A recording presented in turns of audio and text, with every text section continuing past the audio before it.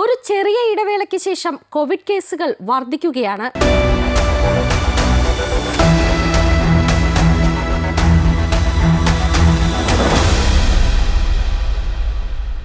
യഥാർത്ഥത്തിൽ കോവിഡ് എങ്ങും പോയിരുന്നില്ല എന്നതാണ് സാരം.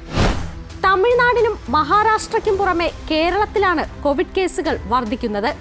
മരണങ്ങളും റിപ്പോർട്ട് ചെയ്യപ്പെട്ടിട്ടുണ്ട്. നാം കൂടുതൽ ജാഗ്രത പുലർത്തണമെന്ന് ചുരുക്കം. കോവിഡിന്റെ ഒമൈക്രോൺ കുടുംബത്തിലെ JN.1 എന്ന വകഭേദമാണ് അടുത്ത കാലത്ത് കണ്ടുവരുന്ന കോവിഡ് കേസുകൾക്ക് പിന്നിലെന്നാണ് വിദഗ്ധർ നൽകുന്ന സൂചനകൾ.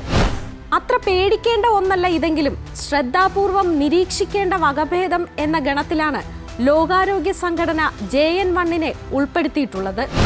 പനി, മൂക്കൊലിപ്പ്, മൂക്കടപ്പ്, തൊണ്ടവേദന, തലവേദന, പേശിവേദന, കടുത്ത ക്ഷീണം, വയറ്റിൽ അസ്വസ്ഥത, കണ്ണിനുണ്ടാകുന്ന ചുവപ്പ് നിറം, ഓർക്കാനം, വിശപ്പില്ലായ്മ എന്നിവയാണ് ഇതിന്റെ ലക്ഷണങ്ങൾ. മിക്ക കേസുകളും തീരെ ലഘുവും 4-5 ദിവസങ്ങൾക്കുള്ളിൽ തന്നെ തനിയെ ഭേദമാകുന്നതുമായാണ് കണ്ടുവരുന്നത്. എന്നിരുന്നാലും സ്വയം പ്രതിരോധം പ്രധാനമാണ്. തിരക്കേറിയ സ്ഥലങ്ങളിലും ജലദോഷം, തൊണ്ടവേദന, ചുമ, ശ്വാസതടസ്സം തുടങ്ങിയ രോഗലക്ഷണങ്ങൾ ഉള്ളവരും പ്രായമായവരും ഗർഭിണികളും ഗുരുതര രോഗമുള്ളവരും പൊതു ഇടങ്ങളിലും യാത്രകളിലും മാസ്ക് ധരിക്കണം. ആശുപത്രികളിലും മാസ്ക് നിർബന്ധമാണ്. ആരോഗ്യ പ്രവർത്തകർ മാസ്ക് നിർബന്ധമായും ധരിക്കണം. കേസുകൾ വർദ്ധിക്കുന്നതായി റിപ്പോർട്ട് ചെയ്യപ്പെടുന്ന സ്ഥലങ്ങളിലേക്കുള്ള യാത്ര ഒഴിവാക്കുക. ശുചിത്വം പാലിക്കുക. രോഗികളുമായി അടുത്ത ബന്ധം ഒഴിവാക്കുക. ആശുപത്രി സന്ദർശനങ്ങൾ കഴിവതും ഒഴിവാക്കുക തന്നെ വേണം.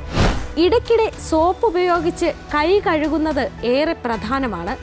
സമൂഹ മാധ്യമങ്ങളിലെ ഭീതി പടർത്തുന്ന പോസ്റ്റുകളും കപടജ്ഞാനം കുത്തിനിറച്ച വാർത്തകളും അവഗണിക്കുക എന്നതും പ്രധാനമാണ്. രോഗലക്ഷണങ്ങൾ എന്തെങ്കിലും കണ്ടാൽ ഉടൻ തന്നെ വൈദ്യസഹായം തേടാൻ മറക്കരുത്. ഓർക്കുക, സ്വയം ചികിത്സ വേണ്ട.